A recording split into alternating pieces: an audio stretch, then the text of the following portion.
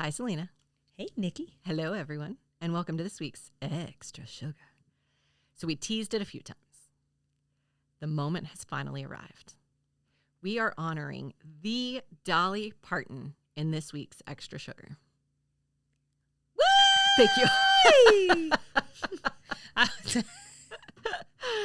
So we had her appear in this week's Designing Women, or last week's Designing Women episode, which incidentally also mentions Steel Magnolias, which we covered this week in our main episode, which is not only a major Southern moment, but a Dolly vehicle. She's all over that movie. So all of these stars aligned for us to finally give Miss Parton the official Extra Sugar treatment. Yay! Before we start, Selena, thank you for letting me lead this segment. I told you that I felt a little greedy taking this one because it's Dolly. Like, we all want to talk about Dolly. After my 2 hours Still Magnolias, do you still feel greedy, or how's that? I think we both got to be passionate about something, so maybe that's the best we can hope for. I think of Dolly as one of those rare must protect at all cost type of people who are like just so famous that usually famous people do something that makes us not really love them anymore. Dolly's not like that for me. There's not a lot of characters. The cast is getting smaller. It's It like is. her and Mr. Rogers. Oh, the other people I had on my list were Jimmy Carter and Betty White. Yeah. And now, rest in peace, Betty White. So, like you said, yeah. I think that Dolly is just really an amazing role model for young women in particular. I think young female celebrities could learn a lot from her. I think she has a genuinely kind heart. I think it's genuinely kind, and she really has a love for her Southern roots. And it's the Southern that you and I identify with, which is that we know there are bad parts of our heritage, but we understand those, and we want to educate ourselves on those. But there are other parts of the South that aren't that, and I think Dolly does a great job of lifting that up. The warmth. When I think of when I think about the parts that are beautiful to me, it's always warmth that comes to the very top of my mind. Yeah.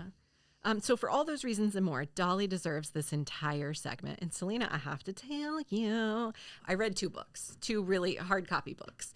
I read She Come By It Natural, Dolly Parton and the Women Who Loved Her Songs by Sarah Smarsh, and Dolly on Dolly, Interviews and Encounters, which is a collection of interviews with Dolly Parton, edited by Randy Schmidt. Nikki, that is very impressive. I went all in, Selena. I wanted this segment to reflect Dolly's work ethic, and I wanted to capture her as well as I could and give the most complete picture possible. Love it. I love you, Dolly. One thing that became abundantly clear to me as I read these books was that probably even one whole Extra Sugar wouldn't be enough. I've already prefaced for Selena. She's been in her career started in the 60s or something. I mean, that's a long time. Yeah, I've already prefaced for Selena, this will probably be a long segment. I'm sorry for it, but I really did boil it down. I swear. But I wanted to give like the full picture. So we'll do the best we can. But if there are things that I missed, there's like so much more about Dolly out there in the world that you can know about her. And if the time ever feels right, we could do a whole nother segment. So people let us know if we miss things. You do have a time carved out just for Straight Talk, her 1992 vehicle, right? So funny you say that, because as I was doing all of this research, I realized I've never seen that movie. It's really cute. I've heard that. Mm-hmm. I've heard that. I don't think it was received super well by critics. No, I loved it, though, as a 7-year-old. Perfect. Well, then I'll put that next on my list. So what I want to do is briefly cover Dolly. Can we put it on my list as movies I should be watching? Yeah, absolutely. Okay. I want to briefly cover Dolly's bio, where she comes from, how she started out in the industry, and what she's up to today. So you just alluded to this, Selena, but she moved to Nashville the day after she graduated high school to pursue a career in country music. That means if you disregard any work she did before that, and you shouldn't because she did work before that, for the most round numbers, that means she's been a professional entertainer for nearly 60 years. It's pretty impressive. then really you shouldn't be able to fit it into one extra sugar. Exactly. You know? Exactly. That's exactly right. So that's a lot to fit into one extra sugar. But we're going to do the best we can today. And so today we'll do a brief bio. I want to hone in on a couple of common themes that recurred to me throughout my research about her. It's about her approach to life, her approach to the industry, just these things that I could not get out of my head as I read interview to interview and book to book. Nope. Just the one book, the one extra book, interview to interview, and just like different resources. And then finally, I can't leave without a good game. So I've got a Grits Blitz that we'll talk about in a minute. Okay. So first up, a brief bio. Dolly Rebecca Parton was born in 1946 in her family's one-room cabin in Pittman Center, Tennessee. She's the fourth of 12 children born to Avie Lee Caroline, who was born in 1923 and died in 2003, and Robert Lee Parton Sr., who was born in 1921 and died in 2000. So her mother was a mom of 12 by the age of 35.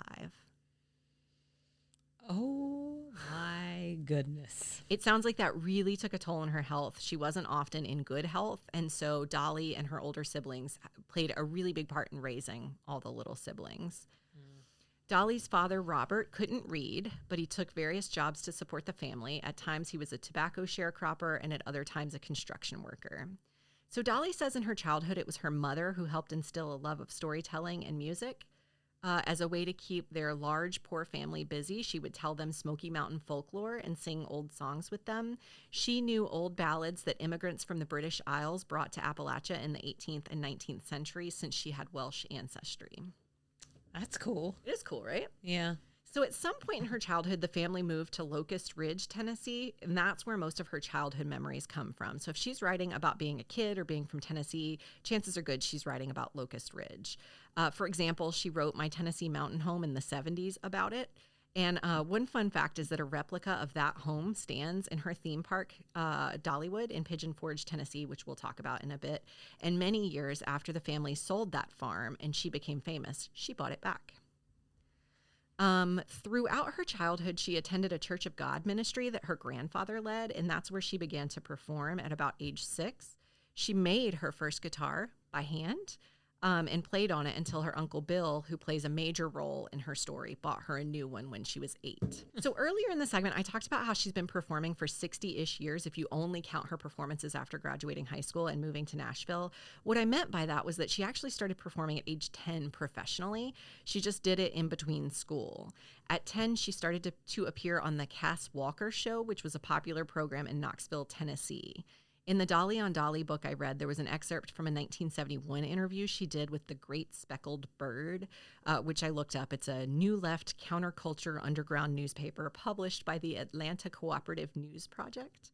But she said so I worked in the summer months from the time I was 10 years old till I graduated high school in 64 when I turned 18.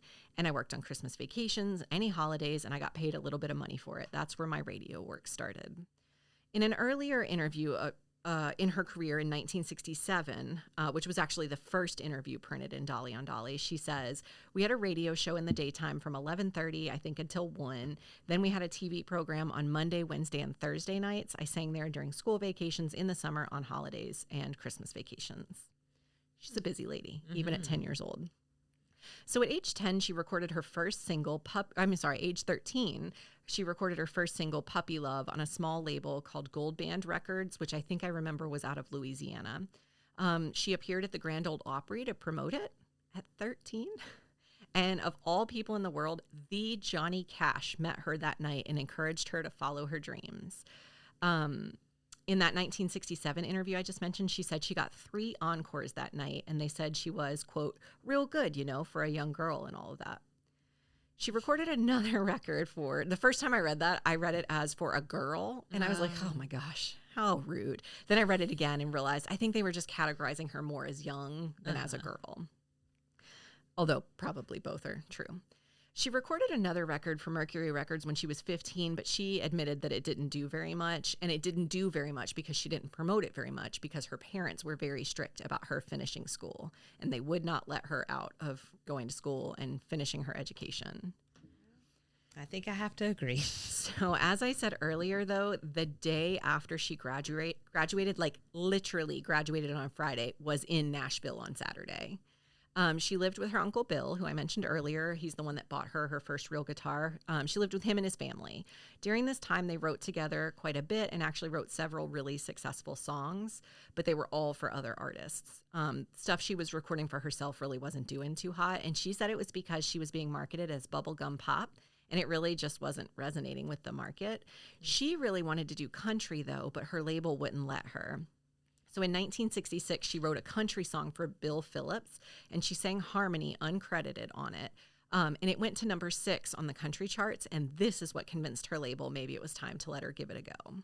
So in 1967, she recorded her first country single, which was actually something she didn't write. It's one of the only few songs that she's recorded that she didn't write, called Dumb Blonde. It didn't go to number 1, but it did get people talking. So that brings us to the next major career milestone for her, which is joining the Porter Wagoner Show. This is a really huge chapter in Dolly's life and career, but it really only lasted 7 years. For context, the Porter Wagoner Show was a 30-minute musical variety TV show that aired from 1960 to 1981, starring, you guessed it, Porter Wagoner, who was a country superstar. Dolly replaced his original female sidekick in 1967. So he started the show with this other person named Norma Jean, I think, and then 7 years later, Dolly came in. So during this time, she released a few songs of her own, which at first didn't do too great, but picked up later. She also recorded like a lot of duets with Porter, which did really well. For her solo work, Coat of Many Colors, My Tennessee Mountain Home, and Jolene were among the songs released during this time, which hopefully if you know Dolly Parton, you know at least some of those. I mean, Jolene. That's such a good song. 'Tis. So in 1974, she made the decision to leave Wagner's organization. She says she had always really envisioned being solo. So she was grateful to him for giving her the jump start on her career, but really felt like it was time to go. This departure got really heated, which I'll talk about more in a minute. But I think the highlight is that she tried to smooth it over with him. He wasn't having any of it. So she wrote, I Will Always Love You, about their partnership. She thought if he wouldn't listen to her in person, maybe he would hear her in song. Of this, she said, he wouldn't listen to nothing at that time because he was so angry and so spiteful and so mean about the whole thing that he wouldn't allow me a conversation to try to explain it and try to explain why I was doing what I was doing. I thought, well, the only way I'm going to be able to express it to him is to write it. She says everyone could understand a song. There were so many things I wanted to say. There was so much emotion, feeling, and heartache on his part and my part. Once I started it, the song just poured out. I'm going to come back to the song in a bit because it was a huge career decision for her. Throughout the 70s, she performed in country music, but toward the end of the decade is really when she launched an attempt at a crossover career, trying to extend beyond country into pop music. This is sort of a theme through a lot of interviews with Dolly, is that her dream, and you mentioned this in the Steel Magnolias episode, she just wanted to be a superstar. That's all she ever wanted, was to be rich and famous. That is all she wanted, and making that foray into pop music was really, I think, what she thought was going to do it.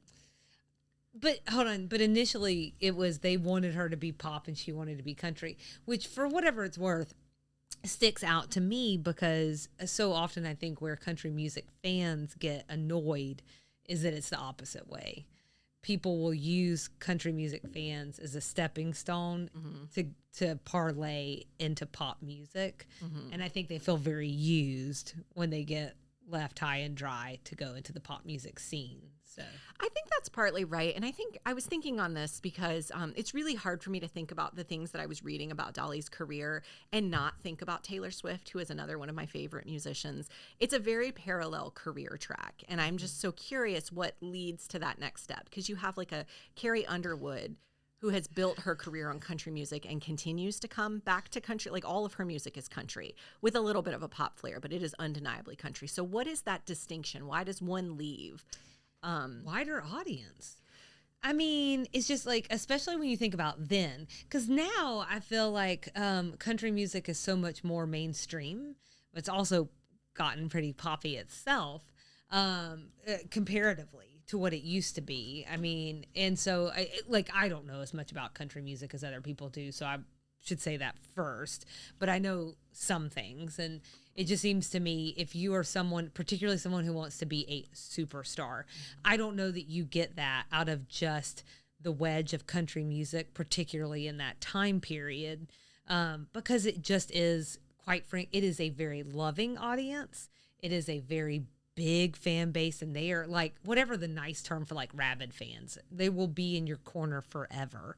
But like, it is 1 in a million to become, say, a Garth Brooks. You know, that just doesn't happen every day, where the whole world is going to know you and accept country music, because it is kind of its own thing, and it isn't for everyone, because it's not always mainstream enough. So I can see why someone would want to do that to widen their audience base. It's sort of like that idea. Do you want to take that shot to be in the bigger pond, or would you rather be and be a little fish in a big pond, or a big fish in a little pond kind of thing?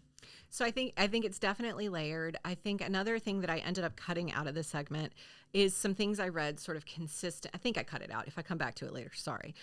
Pretty consistently, I read that through the 80s and 90s, she had a really tough time getting on country radio, even with country songs. And it's because radio executives said country fans don't want to hear women, they want to hear men. So I also sexism. I was going to say, I think also in addition to probably feeling a little creatively stifled by what is quote unquote country sound or country music, I think she probably also felt a little stifled by executives and the political environment in country music. For a million reasons, I can understand why she took this leap. But it is interesting that she started her career frustrated that she was being pigeonholed into pop, and then ultimately wanted to make that step. Sure. And I can't explain that. Actually, I don't know that anything I read ever really touched on that. So 1977, she records Here You Come Again, which became her first record to sell 1 million copies. It hit #1 on the country album chart and reached number 20 on the pop chart. She was super busy for the next couple of years. In 1980, she hit a huge career milestone, starring in and writing the title song to 9 to 5, the film with Jane Fonda and Lily Tomlin. You just said this about Steel Magnolias. I'm going to say it about 9 to 5. If you have to pause this segment to go watch that movie, I am totally fine with that. It is such a good movie. You need to watch it. It is just really worth watching. If you haven't seen it, it highlights discrimination against women in the workplace. It's based in the late 70s, but I'm going to be really honest. I think the first time I watched it in its entirety was in about 2016 when I was on parental leave. It just was on Netflix, and I was like, fine, I'll watch it. It's got Dolly in it. I turned it on, and it really resonated with me so much. There was nothing so dissimilar from the experience they were facing in the late 70s that made me feel like I don't identify with this at all. It resonated a lot. So it's worth the watch, and it's very dated, but it stands the test of time in terms of the content. Anyway, the character she played for that film is a secretary, and it was a character created just for her. Apparently, Jane Fonda zeroed in on her as the perfect fit for the role. More to the point, Lily Tomlin said, "You could have replaced Jane or me in a more satisfactory way, but once you got the idea for Dolly in that role, it would have been more of a disappointment to not have her." Which I think is just a glorious thing for Lily Tomlin, of all people, to say. I mean, could you imagine? No, I can't, but I would like to. So ultimately, 9 to 5, the theme song, went on to hit #1 on 3 different charts, including country, pop, and adult contemporary, and it was nominated for Best Original Song at the Academy Awards. It won 2 Grammys, Best Female Country Vocal Performance and Best Country Song. In 1994, the American Film Institute put it at number 78 on its AFI's 100 Years, 100 Songs list. The movie itself was a success. It made almost $4 million on opening weekend. For context, Selena, I looked into today dollars, and that would be about $14 million today. 9 to 5 was the first of 3 back-to-back film roles she would have. She next popped up in The Best Little Whorehouse in Texas with Burt Reynolds in 1982. Okay, yeah. And then Rhinestone with Sylvester Stallone in 1984. I'm not familiar with that. Mm-hmm. I would say... Did you watch it? No. Okay. No. I would say all of those could probably have extra sugars of their own. Okay. But let's just suffice it to say that if you take the 3 films together, they went down in popularity in order that they came out. I see. Rhinestone ultimately was universally panned. Best Little Whorehouse did okay, but it was way less popular than 9 to 5. Yeah. I can't see, I'm having a hard time, especially if they were supposed to be love interests.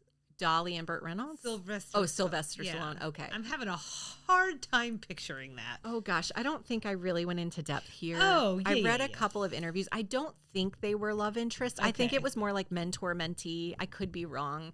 She had all the respect in the world for, she calls him Sly. She had all the respect in the world for Sly Stallone. She suckered him. Do. I think she suckered him into this movie. I think he was a little nervous to take it on. And I think she convinced him they could do it together and then felt a little bad because it didn't do quite what she thought it was going to do. I've definitely seen the movie poster before, but yeah. So one thing that stuck out to me in my research about this time period, remember we're in the mid 80s, is a Ladies Home Journal interview that she did in about 1986 where she describes a sounds like severe battle with mental health. She says in 1982, so this would have been around the time Whorehouse was released, she came off the stage. Hey. I'm going to give you a second because you can't laugh through this. I'm sorry. Yeah, I'm sorry. It's just the way that you said that. I'm sorry. I'm sorry, Dolly. Go ahead. So in 1982, she came off the stage from a performance and experienced internal abdominal bleeding. They did surgery and stopped short of a full hysterectomy, but the procedure and the experience left her really weak for months. When she got back to work, she started receiving death threats from a stalker, which forced her to cancel her tour. And then she said her experience filming The Best Little Whorehouse in Texas, I can't do the shorthand, was like a whole experience, like a whole mental experience that she was still recovering from. She said Burt Reynolds was temperamental, sometimes made her cry. She described filming by saying making that picture was a nightmare.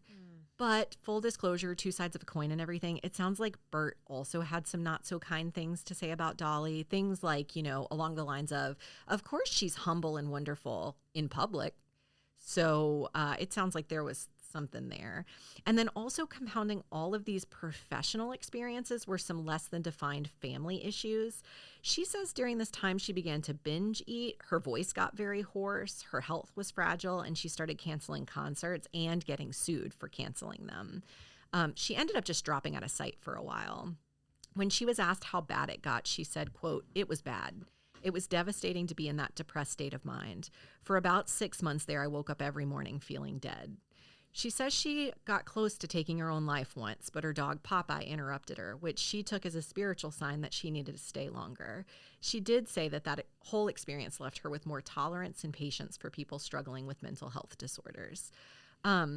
So this is what I wanted to bring. This is what I was alluding to in the Steel Magnolias episode. So she had this really awful experience in like 84, 85, 86. It's hard to pinpoint exactly what time, but in that time period. So remember, she did Steel Magnolias filming in 88, I guess, and then came out in 89. So I think in a sense, she had built her whole career in life up to this, like everything was this amazing, like, I never thought this could happen. It's getting better. It's getting better. It's getting better. And then she had this period, this really dark period of a few years, and it got really, really dark and terrible. And I think Dolly, through her own words, and I don't have quotes to support this, but in reading her own words, I read a lot of that positivity frame, that like, be grateful for everything. The second you're not grateful, you don't deserve this sort of stuff, without realizing that sometimes some of this stuff's out of your control. And I think that mid-80s time period gave her that perspective that like when people are depressed, it's not because they're not grateful. It's not because they don't realize how great their life is. It's because there's some sort of imbalance or something else they can't fight against happening in their heads. So I think she emerged from this time period feeling a renewed sense of gratitude. And that's why when you hear those quotes during that time period of like, all I ever wanted to be was famous and rich, and I'm both those things, so I'm not going to complain. I think some of that was at play there. That's interesting. Yeah. So after she emerged from this difficult season, she pressed forward with plans to purchase a Silver Dollar City amusement park in Pigeon Forge, Tennessee, near her hometown. She bought it and renamed it Dollywood. At the time it opened, as I said earlier, a unique piece of the attraction was a replica of her childhood home. During its first season with the Dollywood branding, park attendance doubled to nearly 1 million visitors. In an article I read from 1986, she said they employed about 1,000 people. But today, about 3 million people come through the park every operating season, and the park employs about 4,000 people. That's a lot of growth. I mean, I think just even in recent years, again, I think especially with her, so weird. It's not like people don't know who Dolly is. I feel like she's just so been in the culture for so long. But I mean, you and I have talked separately about this. It's just been like this crazy resurgence almost, or just like a doubling or tripling of efforts. I don't know, but like she's just so much more pervasive, if that's a way to put it. And I feel like I've seen that also happen with Dollywood.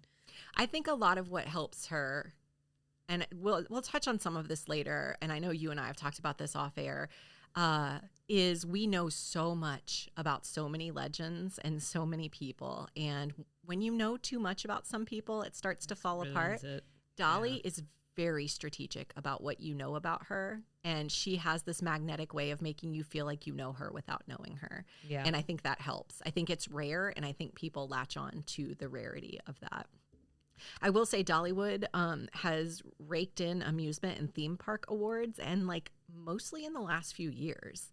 So it's still a very booming business. Mm-hmm. So in the late 80s, Dolly's second attempt at a TV variety hour type show, she had tried once previously in the late 70s, which I didn't talk about.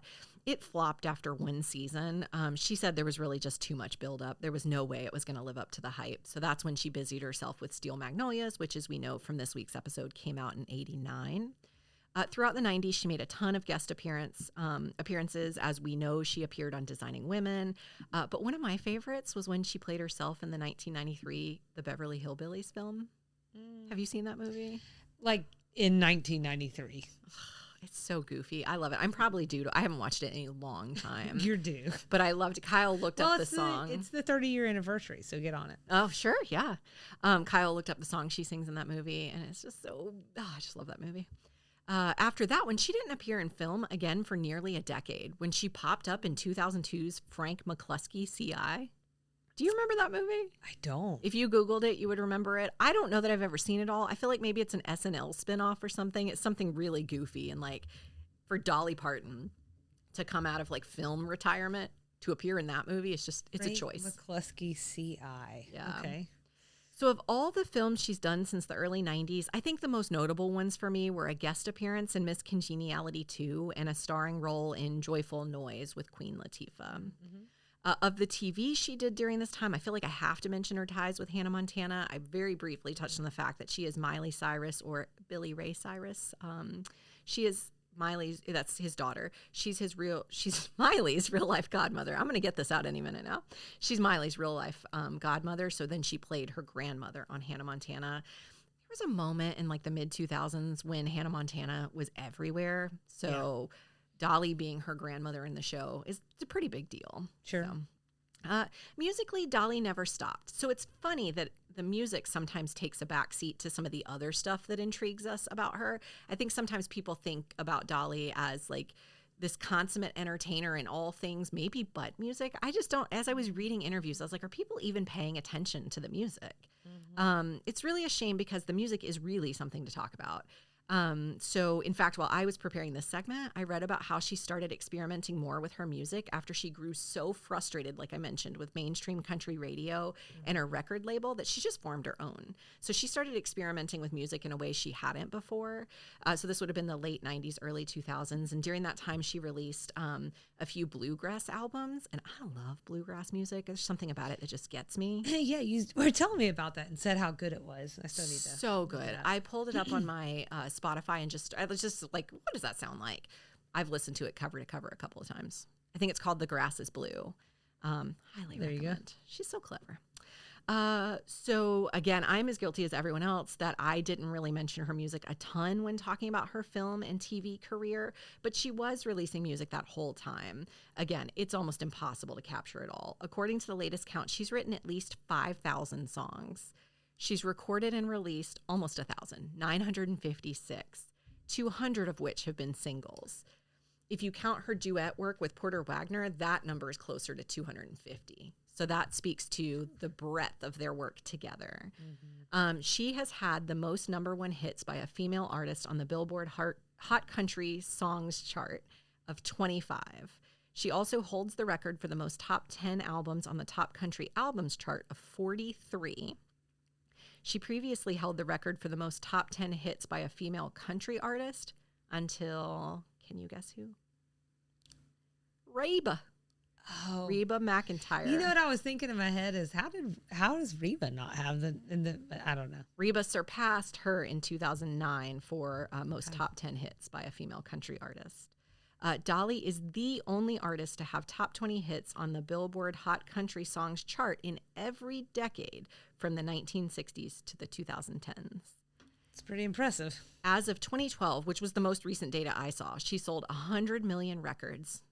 That's enormous. That's a lot of records. She's won 11 Grammys, including a 2011 Lifetime Achievement Grammy, and she's been nominated 50 times, the second most nomination of any female artist in the history of the awards. Yes. So I'm going to tack this on here while we talk about awards, that Dolly has turned down the Presidential Medal of Freedom twice, citing the COVID-19 pandemic and her husband's health problems. Whew. So that's Dolly in a bucket. That's a lot. And I admit, again, there's a lot I didn't cover. So if there's anything you want to know more about, I really encourage you to dig in. She's fascinating. She's had a really amazing career. I think she's done it with grace and class, which I've said multiple times is super rare. So I think it's worth digging into. So the next thing I wanted to do is cover some themes that kept popping up to me in my research. I don't know how to explain it, but as I was reading these interviews and I read the book in order. So I read interviews starting in the late 1960s all the way until like 2009. That's a lot of her career, and that's a lot of in her own words that I read. And there were themes that just sort of kept coming to me that I just felt like, okay, let's just talk about them, because there's something to the fact that they kept popping up for me. Okay. So the first one is her business savvy. The second one is her appearance, or what she calls her quote unquote gimmick. And then lastly, her personal life, which you'll notice I didn't talk much about in the main bio, aside from her early life. So first up, her business savvy. I hope that it stuck out to you as I was talking, that she's got her hands in a lot of pots. We've got a theme park. Mm-hmm. We've got music. We've got movies. I didn't mention her production company, which had a hand in the Buffy the Vampire Slayer TV show. Shut up. Both Father of the Bride films. I didn't mention her philanthropy. She developed the Dollywood Foundation in 1988. It was developed primarily as a mechanism for providing scholarships to local high school students. But as with all things Dolly, it's grown over time. One of my favorite components is the Imagination Library, which the foundation started in 1995. It distributes free books to children monthly up to the age of 5. It started in Sevier County, Tennessee, her hometown, but it was so popular that she expanded it in 2000 to any community that wanted to partner with them. In 2018, she commemorated the delivery of the 100 millionth book. So hold these two things in your head. Her father was illiterate. She has delivered 100 million books to children so they do not experience that. That's amazing. It's pretty cool. And what I wanted to talk about here is how she bet on herself and her talent multiple times, and it paid off big. For example, after she wrote and recorded I Will Always Love You in 1972, she was approached by Elvis Presley's people who wanted to have him record the song. Of course, she was thrilled. Who wouldn't want Elvis to record their song? I would like to hear that version. Now, what if they told you they wanted half the publishing rights? Nope. Yep, that's what she said. She said, just hold me to that the first time someone offers us money, okay? She knew what the I'm song, like, yes, you can have anything I have. She said she knew what the song was worth, what her talent was worth, and like she just would not let it go. Mm-hmm. In an interview in 1997 with Out Magazine, she said, I said, well, in that case, I don't guess Elvis is going to be recording I Will Always Love You. Everybody said, you've got to be out of your damn mind. But she stuck to her guns, and of course, that paid off in dividends when Whitney Houston recorded arguably the most iconic version of that song, and Dolly earned all her due royalties as the songwriter, which was tremendous. Leaving Porter Wagner to strike out on her own was another example of betting on herself. There was a really extensive 1978 Playboy interview where she talks about the financial aspect of their partnership. She said she was making $300 a night working for him, which equated to about $60,000 a year. And of course, starting from nothing, that was extraordinary. But she said, why should I work for hundreds and thousands when I can work for hundreds of thousands? After she left him, she was immediately charging $2,500 a night versus $300, working up slowly to at least $30,000 a performance. Yeah, I mean, I imagine that he was making a little bit more than $300 sure a night. Sure. Porter. And I had one more totally subjective observation that I really, until yesterday, didn't even include here because it's not data-based and I can't point you to 1, 2, or 3 quotes that really showcase this. But it's my read of her words in the context of things I've read about the experience of women in entertainment and culture and the experience of women through life. That I think her public ownership of her worth changed over time as well. So I'm basing this on some, like I said, my read of interviews she gave over the years. She starts out really modest, generally saying how much she loves writing and music, how grateful she was to Porter and others for giving her a chance. Then somewhere in what I think would have fallen as her like middle age, late 30s, mid 40s, the interviews steer towards something a little more like empowered or something. I started to feel like maybe a little resentment that people didn't respect her skills or give her more credit. I was reading her words in the context of her career trajectory and kind of noticed that her words got sharper. And I was reading how frustrated she was growing with country music.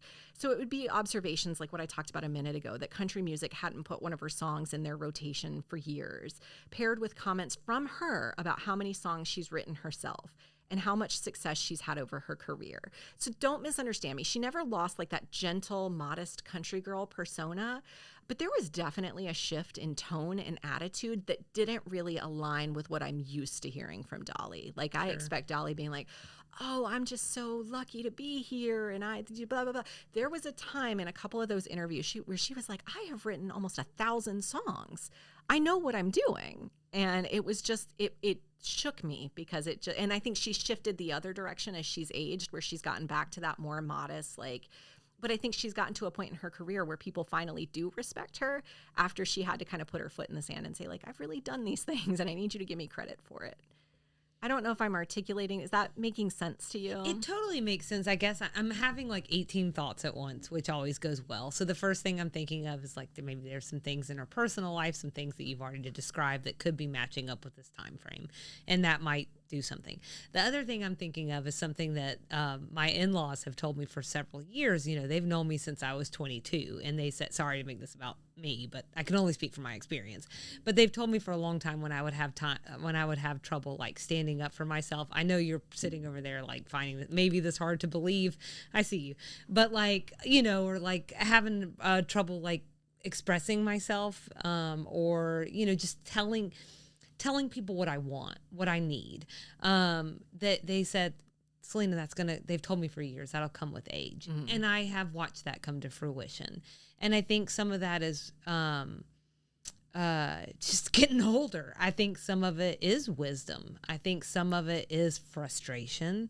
Mm-hmm. And you do. I think you do I feel myself get frustrated around this age, mm-hmm. after having done whatever it is for a long period of time and maybe not feeling heard.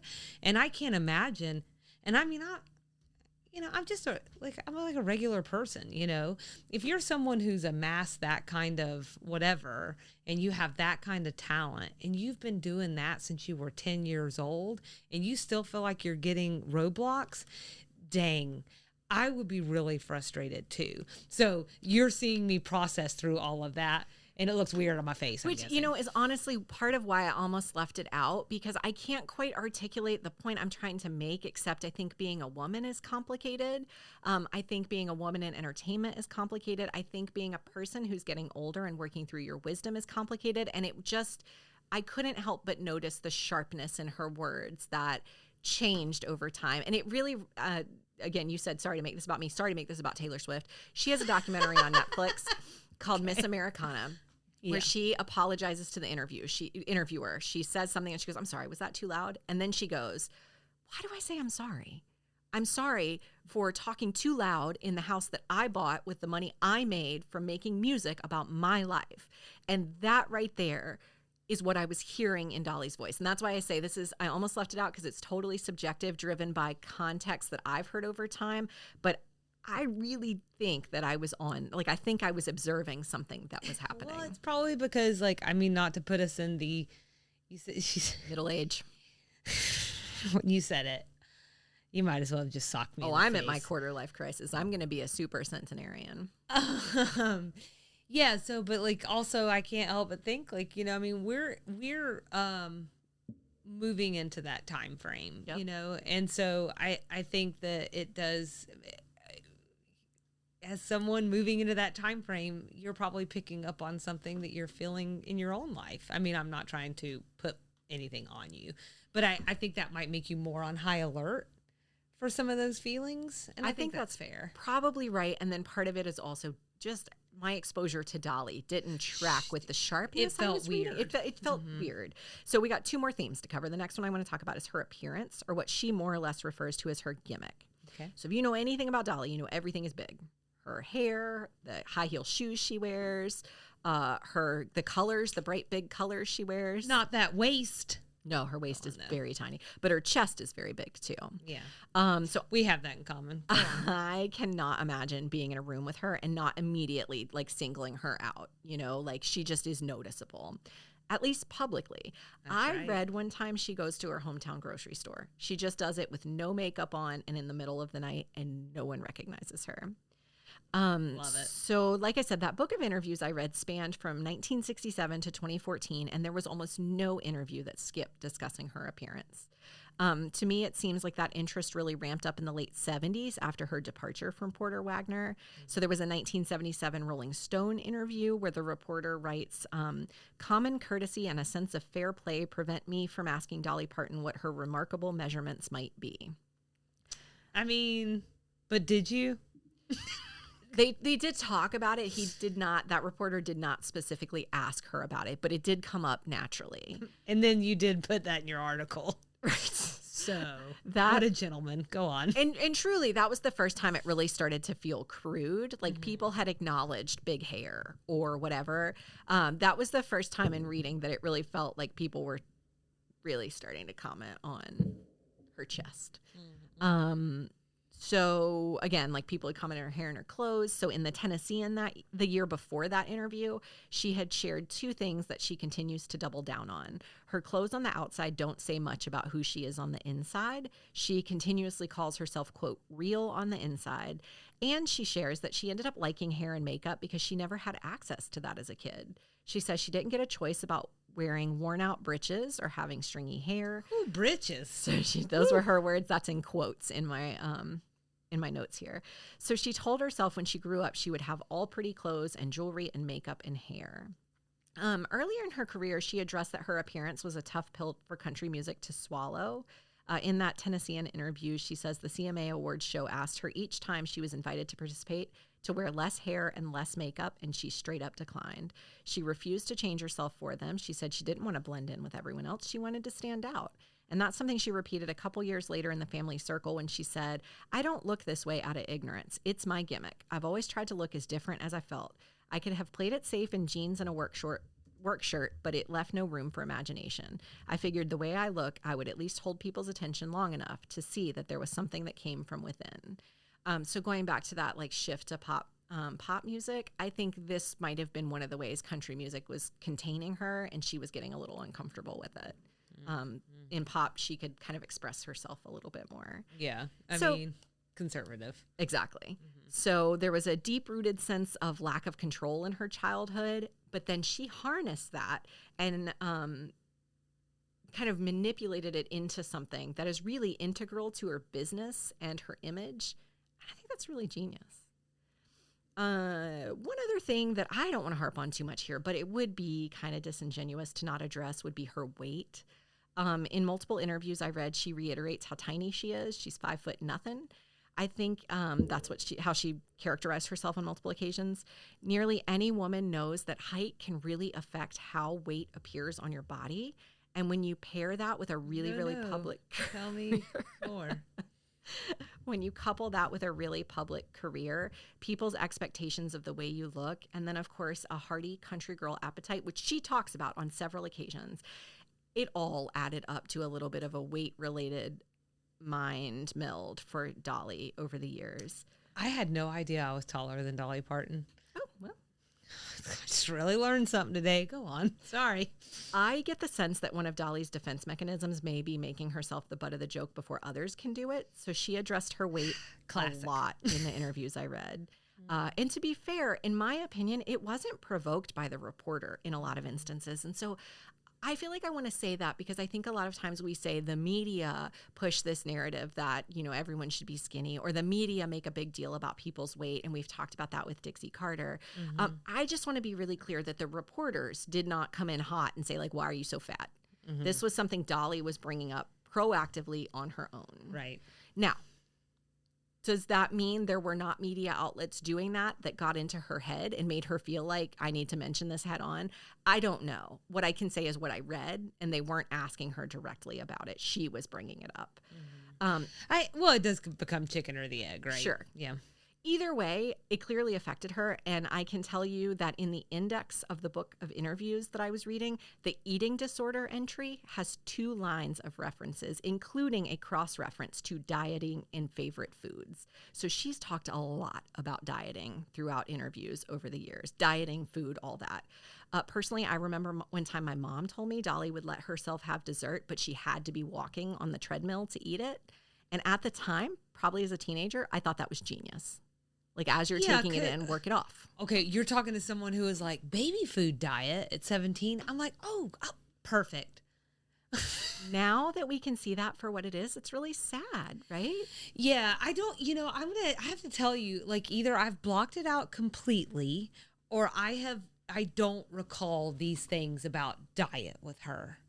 Well, she's talked about it so totally, much. Totally. So let me give you an example. Yeah. There was a Cosmopolitan interview from 1979 that really sticks out to me. There was this super charming story about how her band was staying at a Howard Johnson. Can you imagine Dolly at a Hojo?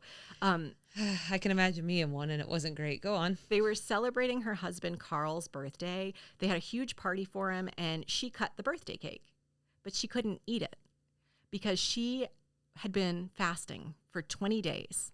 20 days? Her treat was a tiny piece of steak. So in the middle of this birthday party, of this celebration of her group around her eating these delicious foods, Dolly is eating a tiny steak and no birthday cake. And I cannot imagine anything more isolating and lonely than that. Yeah. I've often heard people say, like, I think this has shifted a little bit in recent years, but like being a vegan was like basically the most isolating thing of all. Because if you're truly vegan, you're also not drinking. So, because like at this point, you're like, my body is a temple, and so much of our entire social life revolves around like eating. That if you cut that part out, whew.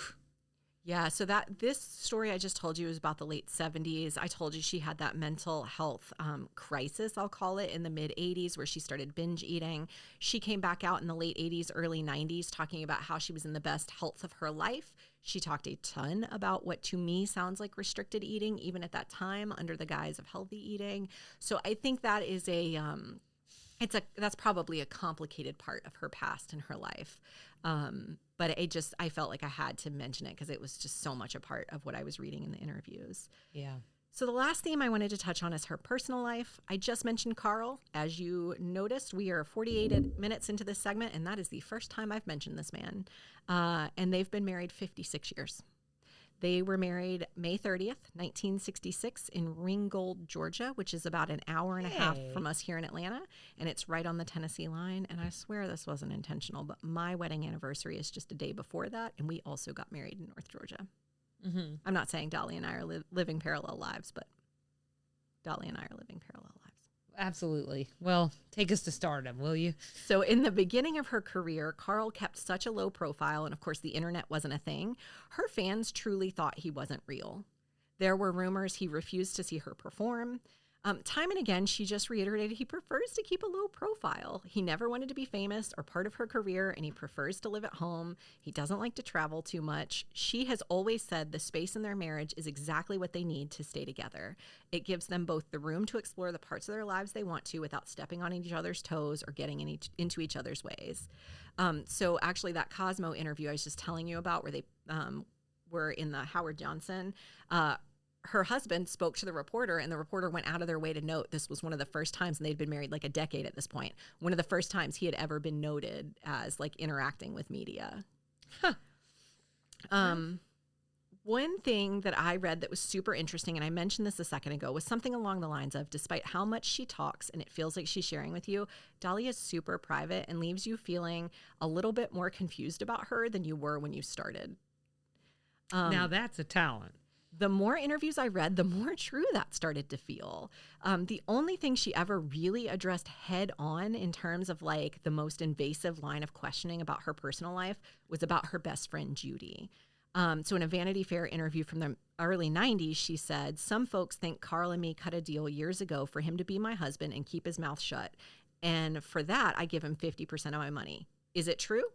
I'm not going to say. As for Judy and me, she's not my lover. She has never been my lover." So she was black and white on Judy, and she left it mimby-bimby on Carl. Wait, people thought that they were lovers? So there was a really pervasive rumor that she and Judy were lovers for years. So Judy was I've also never put anything like that before. They were lovers. So Judy was, no, we're just repeating Dolly's words. Right. Judy was a childhood friend of Dolly's and became a personal assistant to her. And they traveled all the time together. They lived in those years where Dolly went dark in the public eye in the mid 80s. She was with Judy most of the time. And it sort of fed between no one really knowing what was up with Carl. People filled in the blanks with Judy. And Carl became sort of like a cover story for what was really happening with Judy. Oh, okay. I'm imagining that Judy started to feel a little pressure and started to feel a little uncomfortable, and Dolly was doing her a favor by head-on addressing that, whereas Carl really couldn't care less, so maybe she just never addressed it with him. But there was just a lot of personal stuff about her, and has been over the years, that she just never has really addressed.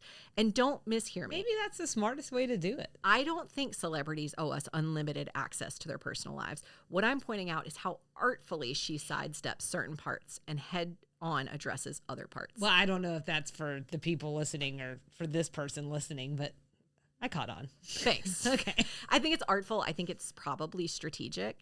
And it's just really impressive. I wish I could be that strategic. I'm like, let me tell you everything that's happened in my life. Yeah. I would be in a lot of trouble if I became a celebrity. I talk too much. Along those same lines, Selena, is something I promised you in episode 10, maybe 11, that I would come back to, which is Dolly's political views. Ah, yes. So then we softly debated whether she's more of a liberal-leaning celebrity or if she leans a little more conservative. I think maybe you were arguing You never know, it sounds like. she must be more liberal given some of the stances she's taken on things like gay marriage and women's rights. I was half-heartedly arguing maybe we still don't know. Yeah. I think that's true, and I think that's part of her mystery. Yeah. I agree with you that I think actions may speak louder than words. So really with her, maybe it doesn't matter, but I just find it incredible how amazingly private she's managed to stay after such a long public career. Because I think what you were saying, and this was a while ago now, but I think what I heard you saying is like, she hasn't ever actually taken X, Y, or Z stance, but we assign it to her however we feel. So I'd say the following quote from a 1984 interview remains pretty demonstrative of the way she addresses politics. "The women's movement has a great respect for people in general. I'm not really a political type person, meaning that I don't really make great stands or whatever. But if you ask me a direct question, I say it shouldn't matter who you are, whether you're black, white, green, gay, male, female. If you can do a job and do it well, you should be paid for it, you should be respected for it, and you have to be responsible. I think sometimes people can go too far trying to make a point. I think they should just make their point and go on about it." So several times she addressed questions about how she reconciled perceived political differences with other celebrities with really clear political views, like Jane Fonda. Yeah. She just says we respect one another not to talk about it. Well, especially because the one thing I'm picking up on in that is like, make your point and move on. Yeah.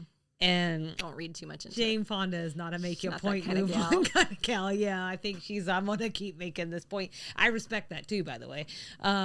So the other book I read for this piece, She Come By It Natural, and so I didn't really talk about that book, but it is a collection of essays about Dolly Parton that this woman pulled together into a book. She wrote the essays for like some sort of competition or something about, I can't remember if it was like women's experience or something. She took the stance of a Southern women's experience. And so the essays are written about those Southern women in her life and how Dolly played into their lives and like how she influenced their lives. That's cool. It's a lot happening there. Yeah, it's really cool. Can I borrow that? Or is that from the library? From the library. She retold an appearance on the 2017 Emmy Awards where Dolly was reunited with Jane Fonda and Lily Tomlin to present an award. Jane said, back in 1980 in 9 to 5, we refused to be controlled by a sexist, egotistical, lying, hypocritical bigot. To which Tomlin added, in 2017, we still refuse to be controlled by a sexist, hypocritical, lying, egotistical bigot.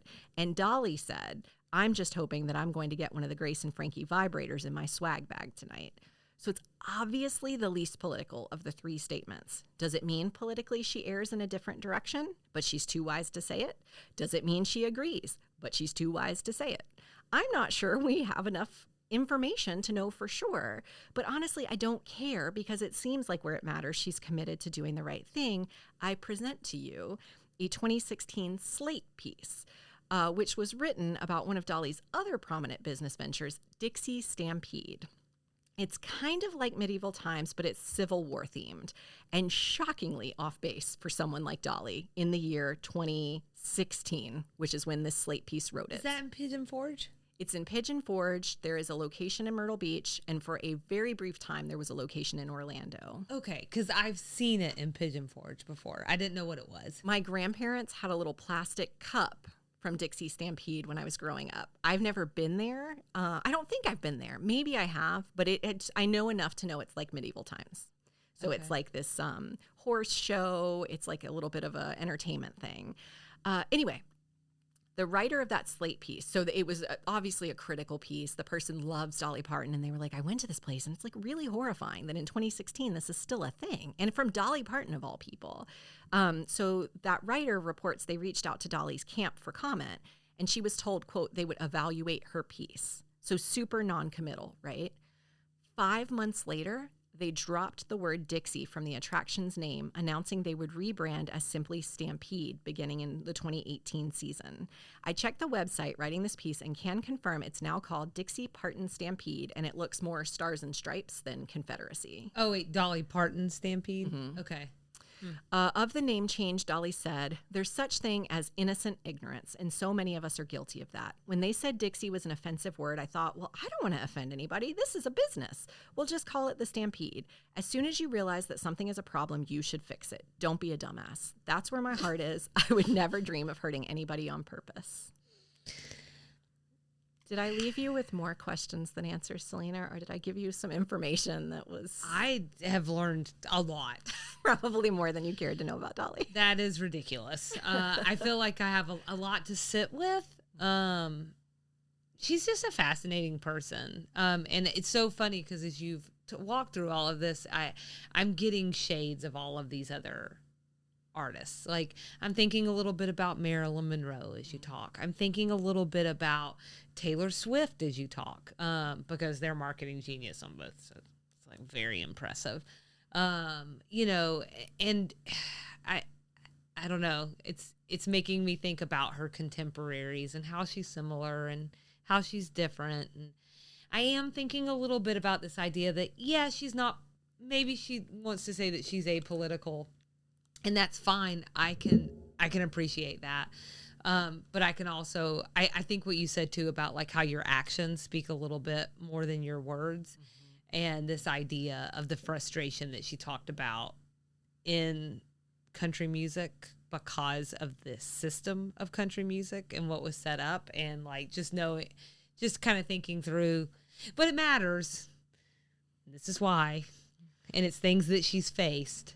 And overcome. And there's still something to that too, I think. I will just always think celebrities are in such a tough spot. I'm trying to remember who said this, and I don't remember if it was Dolly herself. I think it was. I think she alluded to the fact that, like, I have a high school diploma. So do you really want political information from me? Do you really want, like, grand theses about culture and the world from me?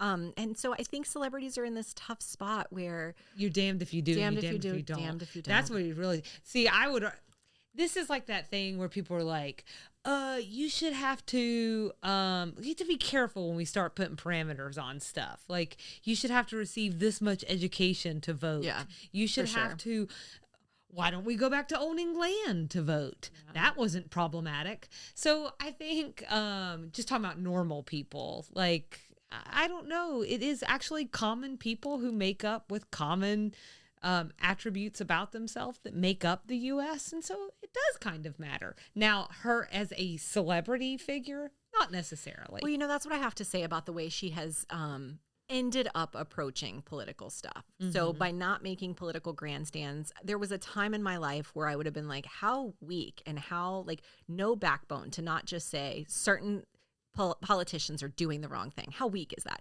But then it's artful in a way to do it in a really subtle way, to look at the things. Sometimes the things that politicians are doing don't actually affect our day to day as much as you might be led to believe by the media. Whereas the stuff that really matters, it's happening in like the incrementally and the back door of bills we never even see the text That's of. right. And so for her to take the things within her community, within her sphere of control and influence, and leave the big stuff to someone else, She's is fascinating. doing more putting books in kids' hands than anything. In a lot of ways. And I've told you this too. The reason that I'm okay with doing things like buying that baking collection is because I trust what Dolly does with her dollars. Yeah. I'm glad for her to put some of those in her pocket. You know what? She earned them. But I also know that she's going to turn around and do amazing things with it that I barely trust a politician to do. I just have my fingers crossed that somewhere in the entertainment culture, in the 1% culture, there is somebody who is also doing that, and maybe we just don't see it as much because Dolly's really singular in that way. We hear a lot about these contributions she's making to her community and her, and the world. And I worry that other people have the potential to do that and they're just choosing not to. So I hope somewhere someone else is following her model, because one day we won't have a Dolly. Are you saying we should WWD? What would Dolly do? D? Yeah, I'm like, hold on, letters. So before we wrap up, Selena, can we play a quick game? Yeah, sure. Is the winnings, so if I win, are you going to pay for me to go to Dollywood, or how far are we taking this? I don't think this is a win or lose game. Oh, okay. I haven't come up with any STAKESs. Okay. But after we play, if you feel like there should be one, let me know. Okay. Are you ready for?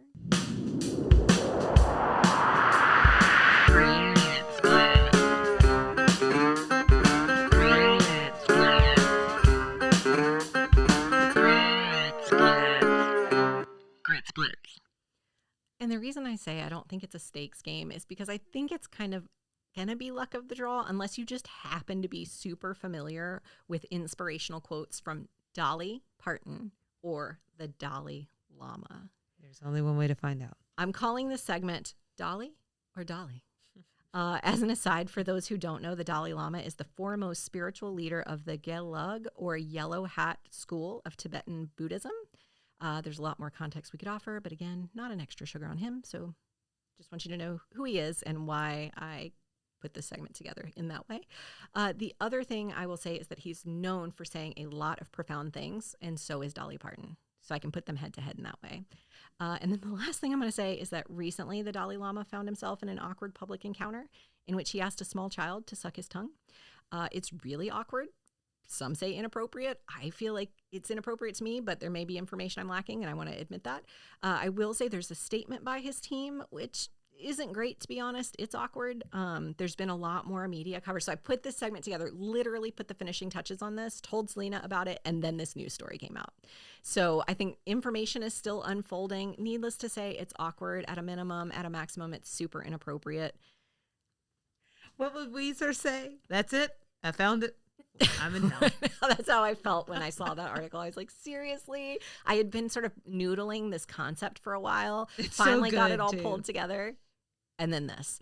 So I'm going to include an article in the show notes so you can educate yourself. Please do not hear this as me saying he's not in the wrong. Please do not hear me saying this as he's 100% in the wrong. This is me saying I don't know. It's really awkward. We're just saying it's Dolly. It's Dolly. It's good quotes. It's good quotes. Exactly. We're just trying to play a game over just here. want to play a game, man. That's right. So your first quote, Selena, tell me, is it Dolly Parton or the Dalai Lama? Okay, I'm very nervous. Go on.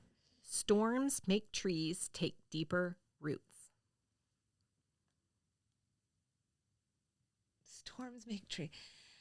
Oh, man. I want to say Dalai Lama, which means it's going to be Dolly Parton.